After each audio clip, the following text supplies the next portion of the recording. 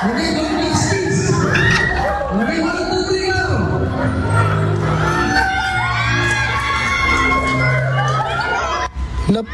ti panagayat ken ragsak iti pagudpud Ilocos Norte. Kalpasan a balaygi anay sayangkat tiga salang bayan nga indulwan ni Mayor Rafael Benemerito agas paset ti maikapitupulo ket 2 a founding anniversary iti ili.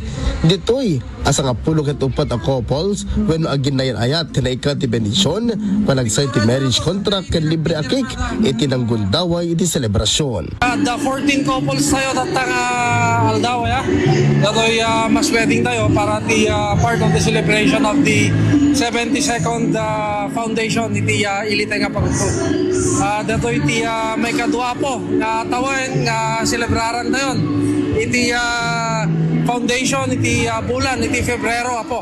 Dati ngamin July iti celebration tayo ng tata gaputa iti dokumento ket February 14 ti bagbagana nga pinang buangay iti ili tayo nga pagudpod iso nga tatapo from now on February 14 na po ti celebration tayo ti foundation.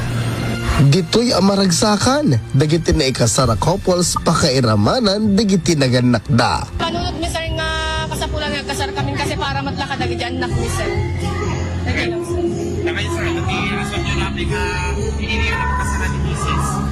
Hindi mo tulad sir, para ti pamilya mo lang sir, pwede ako ba yun?